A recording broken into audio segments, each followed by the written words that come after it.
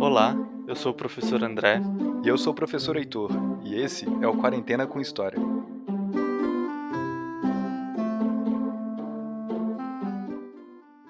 Heitor, respira fundo. Quê? Vai, respira fundo. Inspira, segura e expira. Pra que isso, André? Vamos, meu, vai. Respira, não vai fazer mal. Percebeu? Percebi o quê? Que ainda sei respirar? É, também, mais ou menos, né?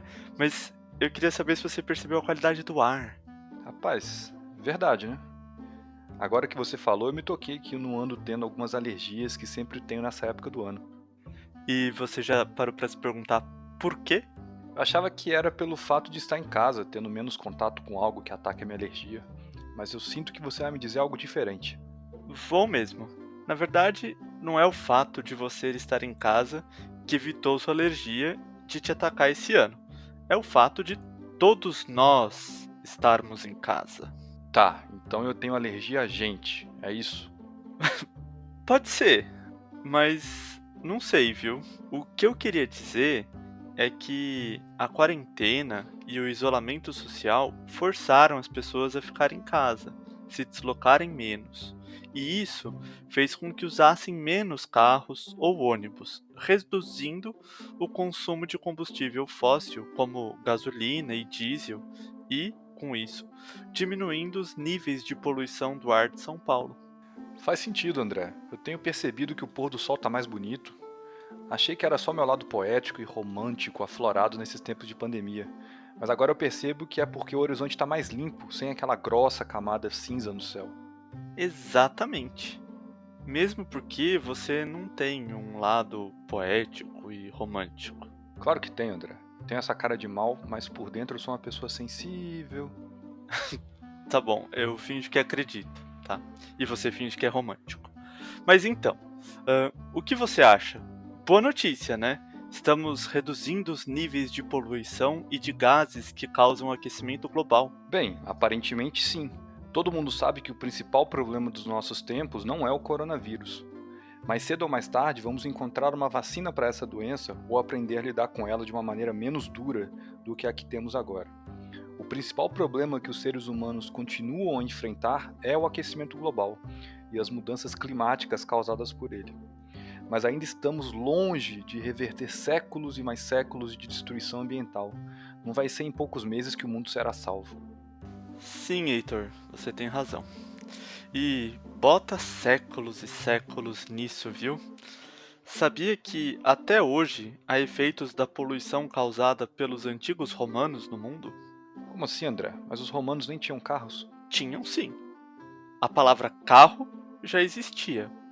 Eram carroças ou bigas. O que eles não tinham era automóveis, que são os nossos carros atuais. Chamam-se automóveis porque não precisam de tração animal, uma vez que são movidos a combustível fóssil, ou seja, movem-se autonomamente. Ok, ok. Mas as bigas romanas poluíam o ambiente, é isso? Não. Olha, Heitor, os antigos romanos desenvolveram uma das primeiras produções em escala industrial. Era preciso produzir muitas coisas para sustentar o império do tamanho de Roma. Tá bom, verdade, mas a população do Império Romano era muito grande? Se a gente comparar com a população de hoje, não era grande. Mas naquela época, entre os séculos 2 e 1 a.C., os domínios romanos concentravam a maior população do mundo. Era preciso alimentar essas pessoas. Eles também precisavam de casas, roupas, de livros. Ah, não é porque você gosta de livro que os romanos também gostavam, André.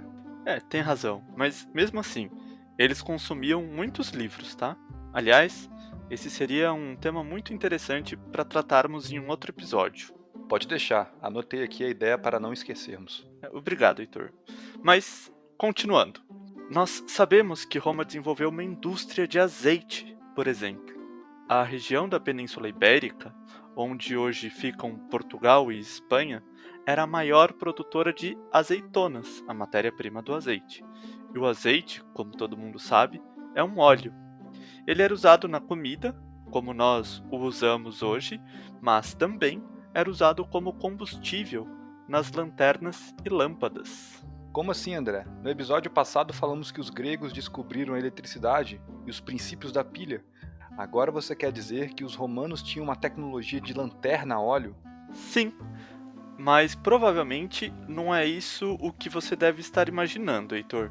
A lanterna ou lâmpada era um recipiente no qual colocavam um óleo e um pavio, que ficava queimando para produzir luz. Assim, o meu querido Cícero, um dos personagens mais interessantes de Roma, podia ficar acordado durante a madrugada, preparando seus discursos ou lendo seu maravilhoso Platão e o seu maravilhoso Aristóteles. Entendi, era tipo a lâmpada do Aladim, então. É mais ou menos isso, sim. Ok, mas ainda não ficou claro o lance da poluição. Bom, a produção de azeite provocou o desmatamento na região da Península Ibérica, e a queima do óleo produzia gases poluentes. Como isso acontecia em larga escala, poluía o ar.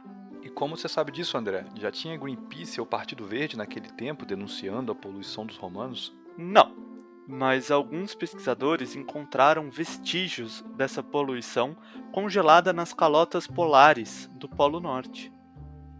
Era uma poluição pequena, se compararmos com a que produzimos hoje, mas já era um tipo de poluição. Caraca, André, não sabia que era possível saber sobre a emissão de gases poluentes pelos romanos. Mas e o desmatamento que você comentou? Era grande no tempo de Roma? É uma questão de proporção, Heitor. Para os parâmetros daquele tempo, era grande sim. Ninguém havia derrubado tantas árvores quanto os romanos. As cidades cresciam e ocupavam os lugares das florestas. Eles também abriam estradas ligando todas as regiões do império e isso provocava desmatamento também. Mas, sem dúvida, hoje nós desmatamos muito mais. E isso é um problemão. Eu lembro que em um dos primeiros episódios do podcast falamos que o desmatamento pode fazer com que os seres humanos entrem em contato com novos vírus, para os quais não temos anticorpos. E isso acaba aumentando o risco de acontecer uma outra pandemia como essa do coronavírus, ou até pior. Isso mesmo. Não sabemos se os romanos entraram em contato com novos vírus, mas isso deve ter acontecido em alguma medida. Mas é muito triste isso. Eu vi uma reportagem que dizia que o desmatamento aumentou 171% em relação ao ano passado na Amazônia brasileira. Derrubaram árvores numa região equivalente ao tamanho do estado de Santa Catarina. Eu também vi isso. E a nossa Mata Atlântica, que sobrevive a duras penas aqui no sudeste do país, também está ameaçada. E sabe o que pode acontecer se ela acabar? Muita coisa ruim pode acontecer, André. Muitos animais vão ser extintos e isso pode causar um desequilíbrio ambiental sem precedentes.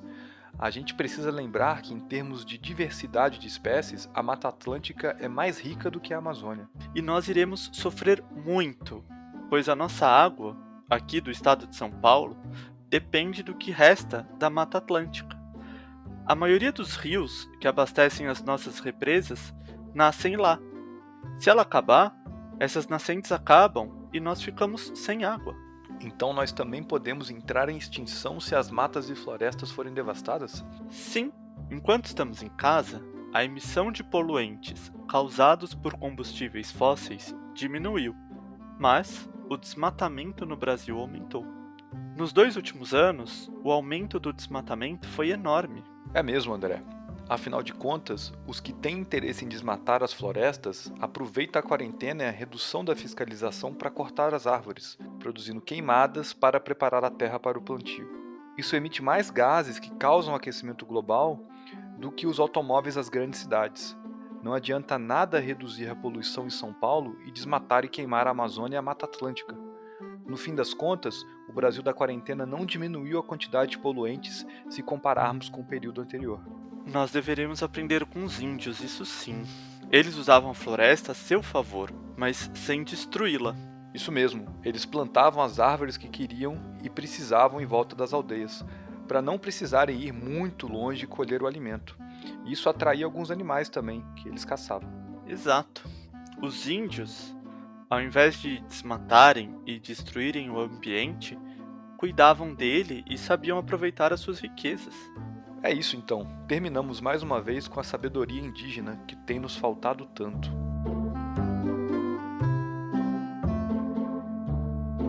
Esse podcast foi escrito, apresentado e produzido por mim, professor Heitor Loureiro. E por mim, professor André Seckel. A revisão do roteiro foi feita pela professora Mariane. E pela professora Maíra. E a edição de som é da Tatiana Budakian. Obrigado a todos que ouviram até aqui. Fiquem em casa, ajudem nas tarefas domésticas e não se esqueçam de sempre lavar bem as mãos. Tchau, tchau.